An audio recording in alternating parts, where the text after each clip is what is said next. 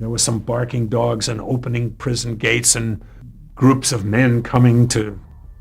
Since it was one camera in some production, I have a suspicion that this guy just got cold feet. Hogan's Heroes, one of the most classic TV shows that aired from 1965 to 1971, achieved huge success by mixing the serious backdrop of World War II with clever comedy. However, there's a lot more to Hogan's Heroes than just its storyline and cast of quirky characters. Hidden behind the scenes of this blockbuster success were very shocking secrets. What huge secrets have just been revealed about Hogan's Heroes? Join us in this video as we dive into the details. Secrets about what really inspired Hogan's Heroes didn't start off in a World War II setting at all. In fact, the original concept was supposed to take place in a domestic American jail. But that idea was quickly scrapped when the creators, Bernard Fine and Albert S. Ruddy, heard that NBC was already developing a show called Campo 44, which was set in an Italian World War II prison camp. In an interview featured on the complete series DVD set, it was revealed that the decision to switch Hogan's Heroes to a World War II POW camp setting happened fast. The creators reworked the entire premise in just one day. As fate would have it, Robert Butler ended up in the director's chair. He later recalled, "My agent was on the scene and said, 'What about Butler?' And somebody said yes. So I went and did it, and it was an immense amount of fun." The original pilot, shot in black and white, wasn't quite the Hogan's Heroes fans would come to know and love. It had the same spirit, but there were some noticeable differences. Stalag 13 was called Camp 13. General Burkhalter appeared, but as a colonel, not a general. Carter held the rank of lieutenant and wasn't even meant to return after the pilot, and Leonid Kinsky also played a Russian character. The show's setting, Stalag 13, was completely fictional, but rooted in historical reality. During World War II, Germany operated real POW camps called Stalags, short for Stammlager. These camps held captured Allied non-commissioned officers. While there was no actual Stalag 13, as shown on the series, the idea was based on real places. By inventing a fictional version, the writers had creative freedom to mix wartime themes with humor, producing a unique and engaging blend of comedy and history. Kinsky chose not to continue with the series. He felt uncomfortable doing a comedy about Nazis and opted out. He wasn't alone. Albert Ruddy, one of the co-creators, also backed away after the pilot because he didn't want to be locked into a television contract. Once those early decisions were made, it was time to finalize the cast and tone of the series and give it that unforgettable music. Before Hogan's Heroes ever aired, playwrights Donald Bevan and Edmund Terzinski had written Stalag 17, a story about life in a World War II POW camp that became a 1953 film. When Hogan's Heroes came out, they weren't happy. They sued the show's producer, Bing Crosby, for copying their work. The case went to trial. A jury actually sided with the playwrights, but the judge overruled it. His reasoning? The tone of the two works was completely different. Stalag 17 was serious. Hogan's Heroes was anything but. Legal trouble returned in 2012 when the rights to the show got tangled up again. Though Bernard Fine and Albert S. Ruddy originally handed over movie and TV rights to Bing Crosby Productions, arbitration later gave Bernard separate movie rights via Mark Cuban's company. A film version of Hogan's Heroes was even being planned in 2014. And while these went down, audiences simply kept enjoying the show. What other secrets exist on the show? Keep watching to find out. The hidden meaning in the show's casting, one of the most unexpected twists behind the show, lies in its casting.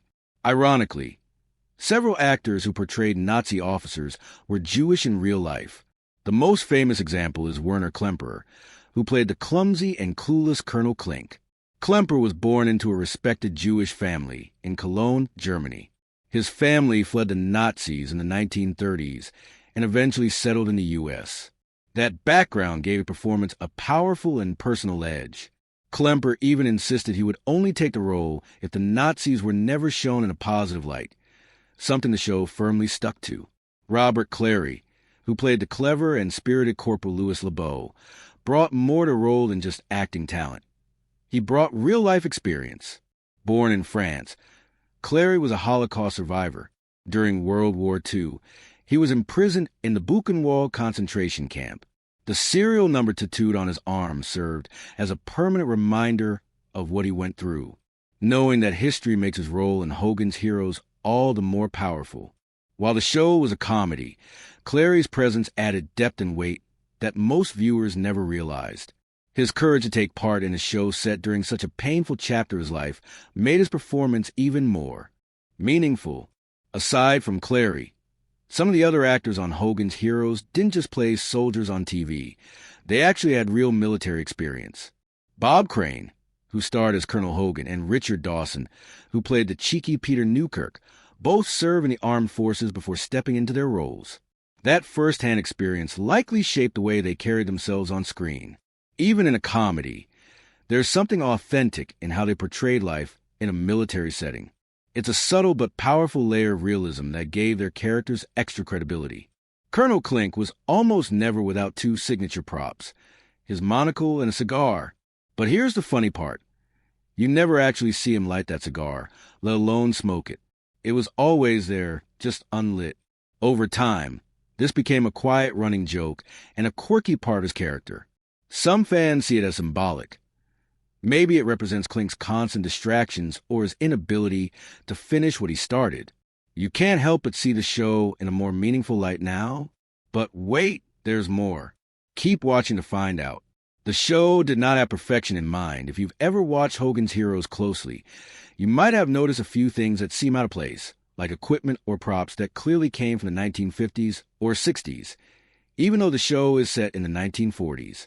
At first glance, these look like historical goofs. But here's the twist. Many of those so-called mistakes were done on purpose. The creators added these anachronisms to keep the tone light and humorous. Rather than aiming for perfect accuracy, they wanted to remind viewers that the show wasn't meant to be taken too seriously. It was, first and foremost, a comedy set during World War II, not about it. These playful choices helped shape the show's unique style. Ever notice something a little off about Colonel Klink's hat? It doesn't quite match the World War II era setting of the show. That's because it's more in line with the style worn by German officers in World War I. Was it a wardrobe oversight? Probably not. More likely, it was a subtle creative choice, one that made Klink look slightly outdated and out of step, just like his clueless personality.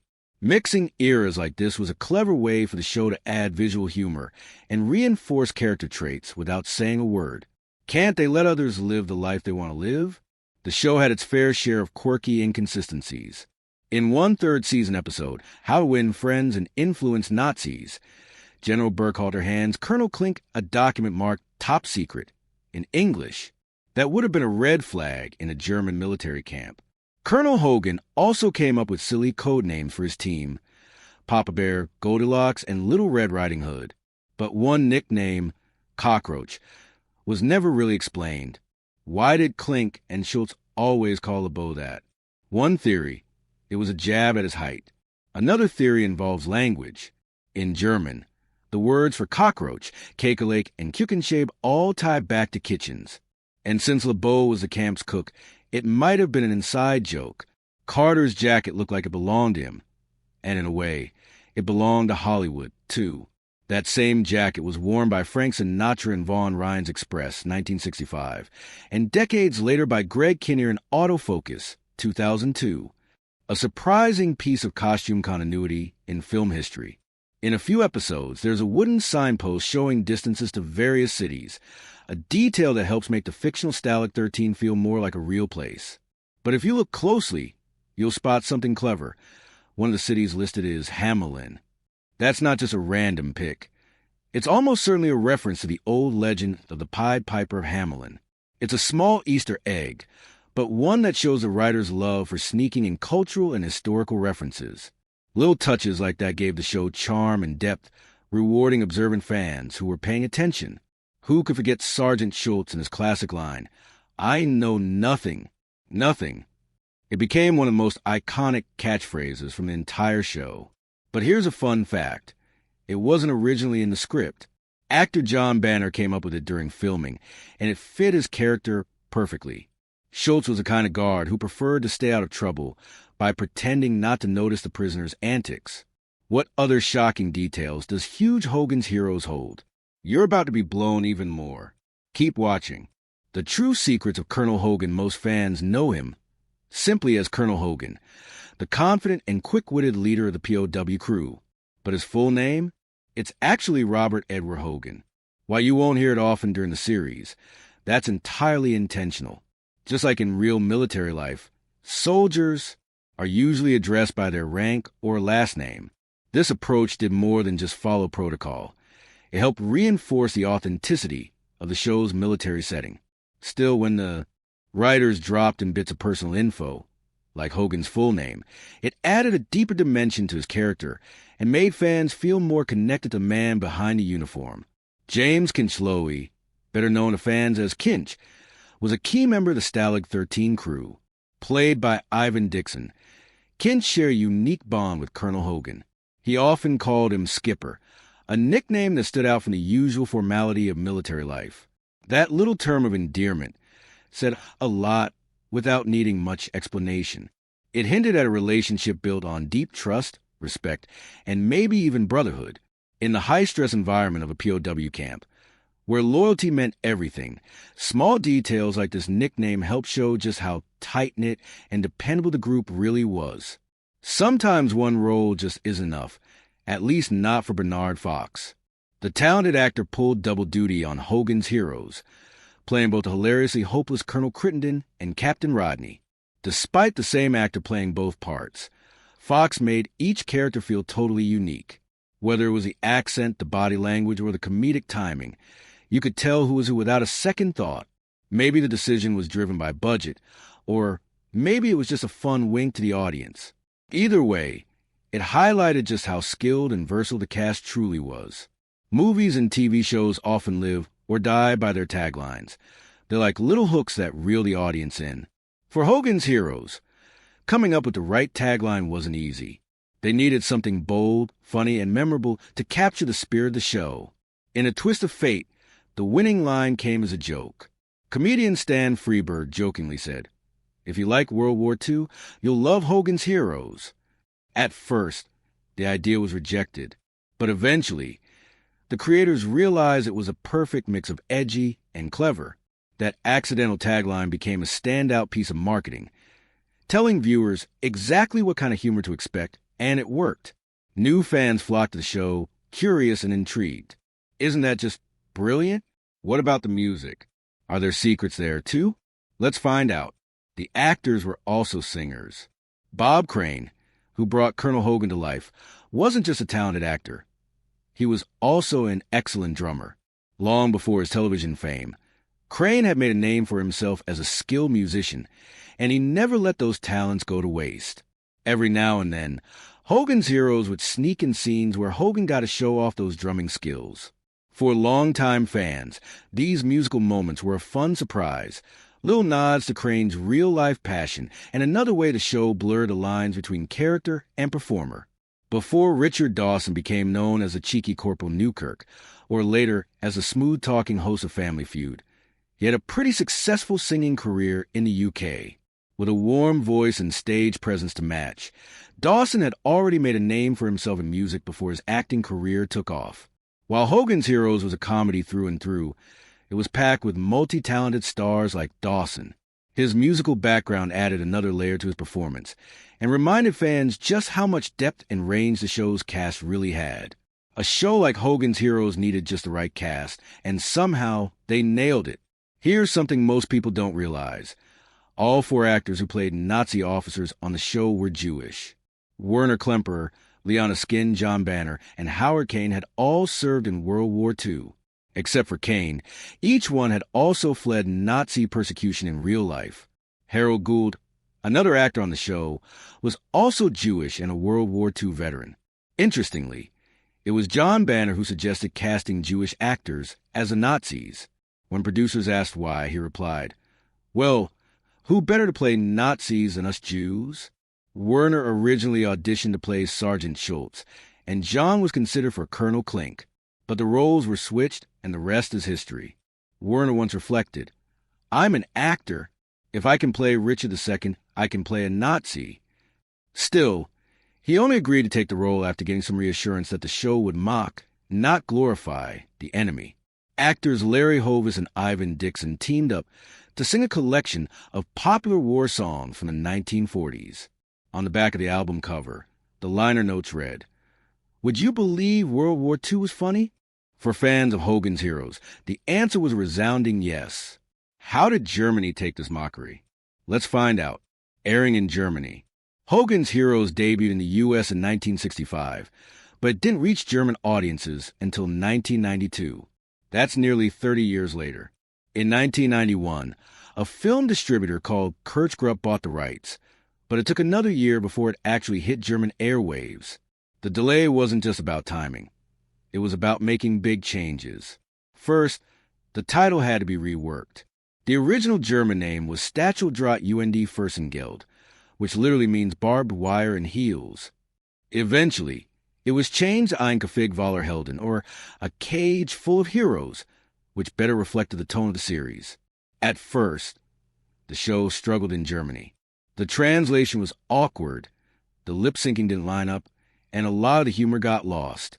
So they started tweaking things to better suit German audiences. Characters like Klink were given even sillier lines, and he got a mysterious off-screen girlfriend named Kalink, someone we only ever heard, never saw. All references to Heil Hitler were replaced with Heil Krauter, which loosely translates to Hail Herbs. Even the storylines were softened. In the American version, the heroes destroy a munitions factory. In the German dub, it became a toilet paper factory instead. And in another episode, a bombing raid on Hamburg was reimagined as the Royal Air Force dropping candy, as a propaganda stunt. These quirky changes helped the show finally win over German viewers. It may have taken decades, but eventually, audiences across the Atlantic got to enjoy the hijinks at Stalag 13, too. Better late than never. General Burkhalter's menacing facial scar wasn't just makeup. It was real. Actor Leon Eskin, whose birth name was Leo Eskenazi, received that scar as a child after being beaten by the SS for being Jewish. But the emotional scars he carried from that trauma were far deeper. Robert Clary, who played Corporal LeBeau, carried his own deep wounds. In the documentary Robert Clary A5714, named after his Nazi internment number, he revisited the horrors of his past. He remembered being herded into cattle trains with other prisoners, never knowing who would survive the journey. Why can we be that inhuman toward other people? He asked. The heroes may be fun to watch, but realistically, they wouldn't have been kept in the same POW camp. Officers and lower-ranking prisoners were usually separated. Even the uniforms and insignias were all over the place. And then there's the Speedy Gonzales problem. The characters mention the cartoon mouse more than once, even though Speedy didn't make his first appearance until 1953. Hogan must have had a time machine. Colonel Hogan also claims to have worked in the Pentagon, though construction wasn't finished until 1943, after the show's supposed timeline. Even the black Gestapo uniforms seen on the show were inaccurate. Those were ceremonial only. In reality, Gestapo agents wore regular suits, much like they did in Raiders of the Lost Arkansas. But how did everything work out so well? How did everyone perform so humorously? Let's find out. A most incredible discovery. The cast of Hogan's Heroes weren't just actors. They and their families had talents far beyond what we saw on screen. Take Werner Klemperer, for example. On the show, it was a running joke that Colonel Klink was a horrible violinist. In real life, Werner was the opposite. He was actually quite skilled with the violin. Thanks to lessons from his father, who was a professional conductor, Werner could even conduct orchestras himself, and often served as a narrator for operas from 1973 all the way to 1995. And then there's John Banner, who played Sergeant Schultz, the lovable big guy who always had something to say about his wife's cooking. Luckily, art didn't imitate life in that case. John's wife was a fantastic cook, and her delicious meals reportedly caused him to gain more than 250 pounds before he was cast in the show. Music seemed to run through the whole cast. Bob Crane, Colonel Hogan, played the drums. Howard Kane, Major Hochstetter, was an award-winning banjo player. Richard Dawson, Newkirk, was also a musician, and Robert Clary LeBeau, Larry Hovis Carter, and Ivan Dixon, Kinchloe, were all singers. In fact, many of them had the chance to showcase their musical abilities on the show's official album, which became a fan favorite. Did they even use a real setting, or was all another big joke? Keep watching to find out. Sets and filming details. Though Hogan's Heroes took place in the fictional prisoners of war camp Stalag 13, it was actually inspired by a real World War II camp, Stalag 13C, located in Hammelburg, Bavaria. The real camp was overcrowded and lacked basic resources, which gave the show's set designers a point of reference for building the fictional camp. The show was filmed in 2 main locations. All the indoor scenes were shot at Desilu Studios, which later became Paramount Studios in Season 4. For the last 2 seasons, 5 and 6, production moved to Cinema General Studios. Outdoor scenes were filmed around the Los Angeles metropolitan area. Interestingly, although it was shot in sunny Southern California, every episode was meant to look like it took place during winter. In the early season, they used salt to mimic snow, but eventually switched to white paint. The set was reused in several other productions, including Trial by Fury, 1968, and the cult film Ilsa, She Wolf of the SS, 1975. Unfortunately, it was destroyed during the filming of Ilsa. The cleared lot later became the set of The Fortune, 1975, but by 1976, it had been bulldozed and turned into an industrial park. General Burkhalter's car in the show wasn't just a prop. It was a rare gem. The Mercedes-Benz W31 used on Hogan's Heroes was one of only 57 ever built in that black and gray style. After the war, just 3 were still around. One ended up with the Spanish monarchy, another was turned into a fire truck, and the third was used on the show. Another special vehicle was a Mercedes G4 parade car, seen in the opening credits. It had been a favorite of Nazi Germany's elite during World War II and was another iconic piece of automotive history featured on the series. It wasn't just the cars that were special. Some of the casts, costumes, and props were pretty unique, too, especially the headwear. Colonel Klink had a Prussian army helmet, known as a pickleob, sitting proudly on his desk. He treated it like a treasured family heirloom. While the one used in the show likely came from the prop department, fans still see it as a significant piece of memorabilia. Today, it's on display at the Liberty Aviation Museum in Port Clinton, Ohio, alongside Hogan's Army Corps cap. The show's success, Hogan's Heroes ran for 168 episodes between 1965 and 1971, becoming the longest-running World War II-inspired comedy of its time. The show enjoyed widespread popularity for most of its run, with cast member Robert Clary once telling the Television Academy, "They loved it. It was amazing. I am still called LeBeau." But by its final season, the show faced challenges. One of the biggest reasons it was canceled was something known as the rural purge. TV advertisers wanted fewer rural-based shows and pushed for more urban-centered content to appeal to city audiences. At the same time, the Vietnam War was intensifying, and viewers grew less interested in watching a light-hearted take on war. Still, Hogan's Heroes earned its share of recognition. It was nominated for 12 Emmy Awards over the years. The show was up for Outstanding Comedy Series in 1966, 1967, and 1968. Bob Crane, who played the lead role of Colonel Hogan, was nominated for Outstanding Continued Performance by an Actor in a Leading Role in a Comedy Series in both 1966 and 1967. Nita Talbot received a nomination in 1968 for Outstanding Supporting Actress in Comedy, and Gordon Avil was acknowledged for his cinematography in the same year. The series only took home 2 wins, both awarded to Werner Klemper for his iconic portrayal of the bumbling Colonel Klink in 1968 and 1969. He was also nominated in 1966, 1967, and 1970 for the same role. In 1967, the producers received one of the earliest NAACP Image Awards. The honor, shared with only 6 other shows like I Spy, Star Trek, and Mission Impossible, was given for their contribution to the furtherance of the Negro image on television. Later, Hogan's Heroes was ranked number 100 in TV Guide and TV Land's list of the top 100 most unexpected moments in TV history, described as an unlikely POW camp comedy. What made the show stand out was an absurd and daring premise. It was so ridiculous that it somehow worked. No one expected such a ridiculous idea to work, but somehow it did. The show didn't just recycle its own actors. It also borrowed talent from other series. Some guest stars came from similar wartime-themed shows. For example, MASH star William Christopher appeared as a POW, a German soldier, and even a British pilot on Hogan's Heroes. Harold J. Stone took on roles as both an American agent and a German general. The list of guest stars is long and, at times, unexpected. Antoinette Bauer played an underground agent known as Berlin Betty. Arlene Martel portrayed Tiger in several episodes, but also popped up as characters named Olga and Gretchen. Henry Corden, best known as the voice of Fred Flintstone, played 5 different roles across 5 episodes. The Hogans Heroes cast had great chemistry, both on and off screen. They genuinely enjoyed each other's company, and it showed, not just in the final product, but in the way they liked to joke around and keep things light behind the scenes. Some of the cast even reunited after the show.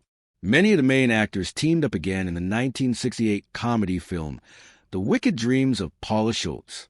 Werner Klemper and John Banner also had a chance to work together earlier, back in 1955, when they both appeared in Alfred Hitchcock Presents, Season 1, Episode 21, titled Safe Conduct.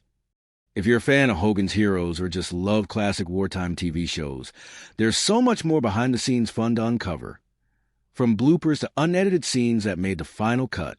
And if you're really into vintage Hollywood trivia, you'll definitely want to check out why some scenes were left in the show, and maybe take a second look at that Hogan's Heroes blooper reel.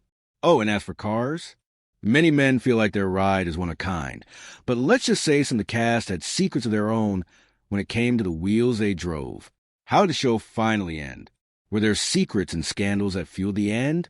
Let's find out. Continuity confusion. When the show couldn't keep track. The show couldn't even decide what to call the camp. In Season 1, it switches back and forth between Stalag 13 and Camp 13, as if the writers never made up their minds.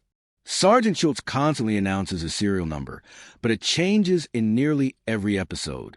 It's like he couldn't remember it either. And then there's Carter's chemistry skills. In one episode, The Scientist, he insists he can't teach LeBeau because he just runs a drugstore. But earlier, in German Bridge is Falling Down, he whips up chlorine gas using ammonia and bleach. Later, in Hogan Springs, he's confidently mixing mineral water formulas. Even more baffling, one episode features a periodic table with all 103 known elements, but only 92 have been discovered by the 1940s. Apparently, Carter's knowledge extended into the future, too. Now you know the truth about the huge Hogan's Hero secrets. What do you think about the success of the show? Let us know in the comments section below. Thank you for watching this video. We hope you found it interesting. Don't forget to like and subscribe. Click the next video shown on your screen to catch up on your favorite celebrity stories. See you there.